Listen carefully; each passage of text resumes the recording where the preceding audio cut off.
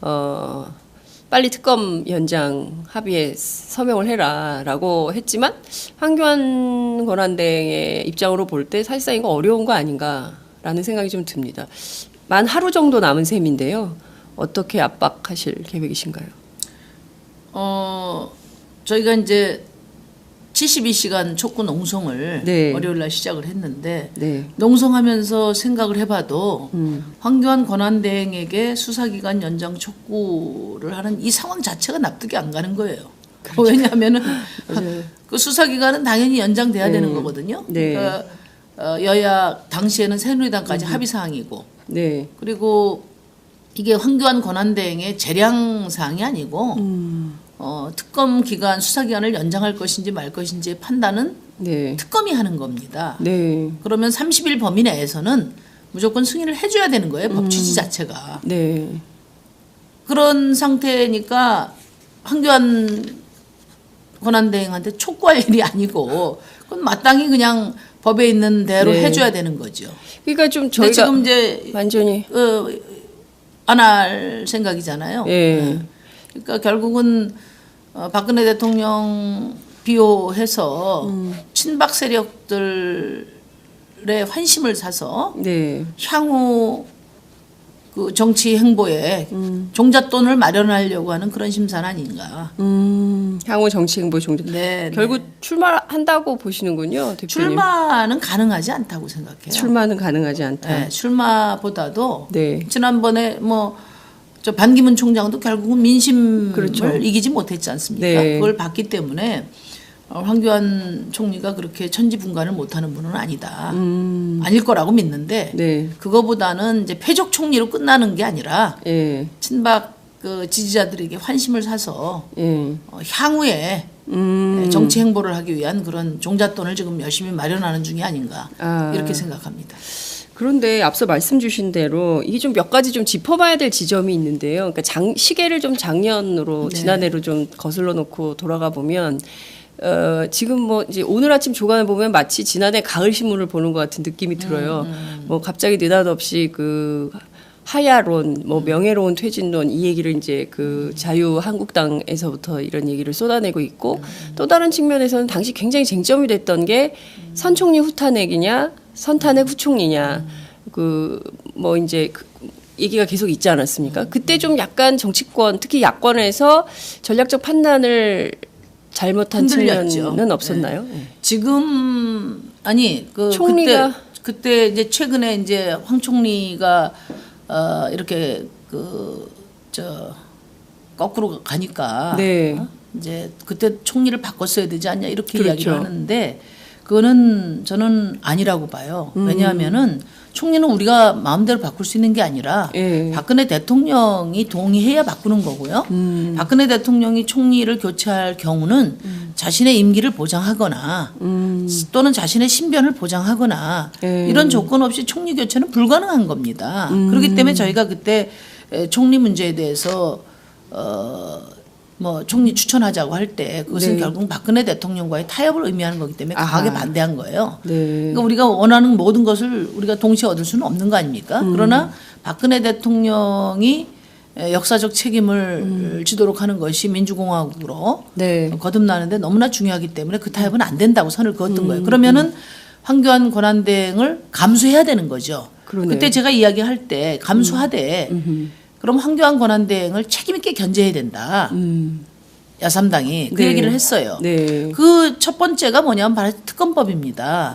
우리 정의당은 특검법을 낼 때 네. 황교안 권한대행 체제라는 걸 고려할 때 네. 특검법 연장 승인을 이번의 경우에는 국회의장한테 주는 식으로 법안을 만들어야 된다. 예. 대통령이 말하자면 수사 대상자인데 네. 수사 대상자한테 특검법 연장 승인을 하도록 하는 것은 고양이에게 생선 맡기는 거 아니냐. 그렇죠. 이렇게 제기를 했어요. 예. 그럼에도 불구하고 그때 민주당하고 국민의당이 저희 의견을 무시하고 지금 그러니까 권한대행에게 연장 승인을 하는 것으로 명문화했단 말이에요. 네. 근데 저희가 이제 강하게 문제 제기를 했는데 늘 이렇게 좀 불철저하게 네, 상황을 너무 나이브하게 바라보니까 문제가 있는 거예요.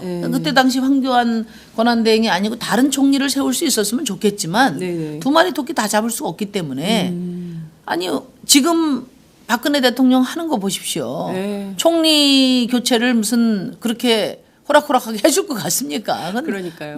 자기 생명을 유지하는 정치적 생명을 유지하는 마지막 보루란 말이에요.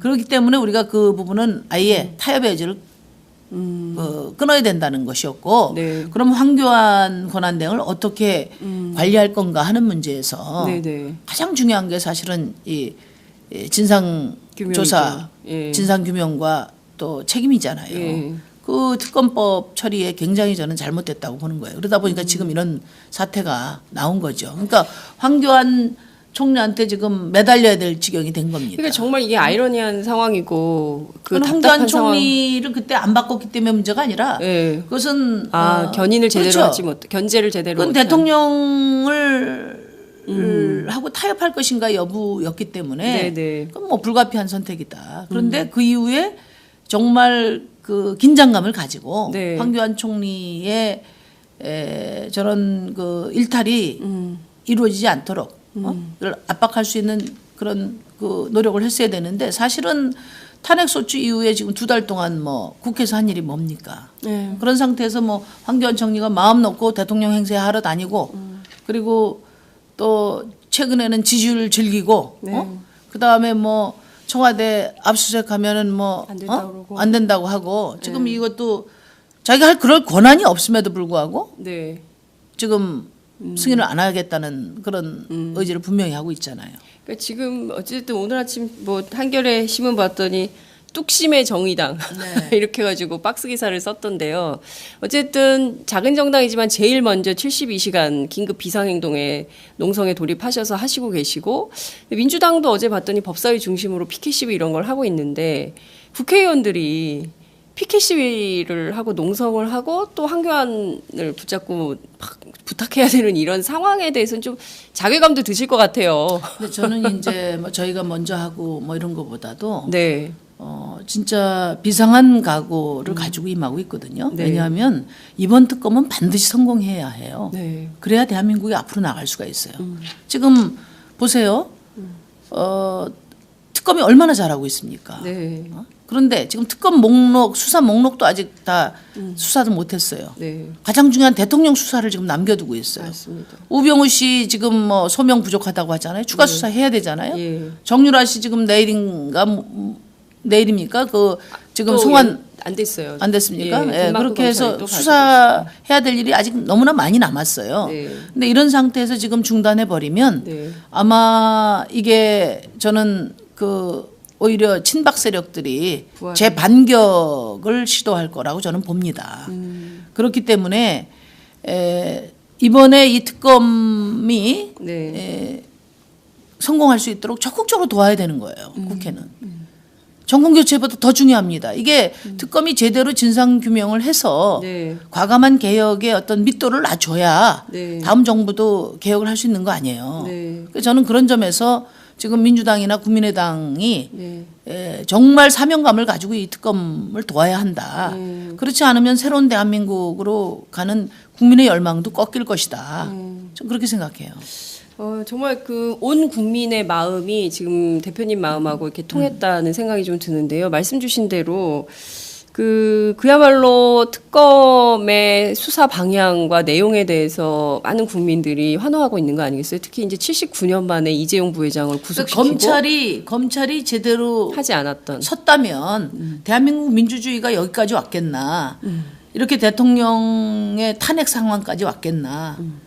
이제 그 점에서 우리 국민들이 정말 법치를 바로 세워야 된다, 검찰 개혁해야 된다 이런 생각이 얼마나 강하게 들겠습니까? 맞습니다. 이번 특검은 검찰 개혁의 필요성을 확고하게 국민들에게 각인시킨 그런 성과를 잘 내고 있다고 보고요. 여기서 중단되면 지금 새로운 대한민국으로 향한 발걸음도 중단되는 것이다. 네. 그런 각오를 가지고 특검 연장해야 된다. 이렇게 봅니다. 두 가지의 실무적으로 두 가지가 있는데요. 하나는 이제 국회 법사위를 통해서 이 특검 연장 법안이 통과되는 방법이 하나가 있고요. 또 하나는 정세균 국회의장이 직권상정을 하는 경우인데 정세균 국회의장은 여야 합의로 해야 되고 이것은 비상시국이라고 볼 수도 없고 이를테면은 그 이른바 직권상정의 요건이 되지 않는다 이런 주장을 하고 계시고요. 권성동 법사위원장 역시도 여야 합의로 선진화법에 따라서 여야 합의가 되면 본인 그 망치를 두드리겠지만 그렇지 않으면 자신도 할 수가 없다. 이렇게 두 길이 다 막혀 있는 상황입니다. 어떤 해법이 있을까요? 이렇게 어떤 책임 있는 판단을 해야 될 지위에 있는 분들이 네. 사실 자기 책임하에 판단하기 싫은 거죠. 저는 이제 정세균 의장님은 처음부터 당신이 직권상정하겠다 네. 이렇게 나서시기는 어렵다 이렇게 봅니다. 그러나 국민들의 뜻이 네. 확고하고 또 새누리당 자유한국당은 뭐 끝까지 결사항전하지 않겠습니까? 거기야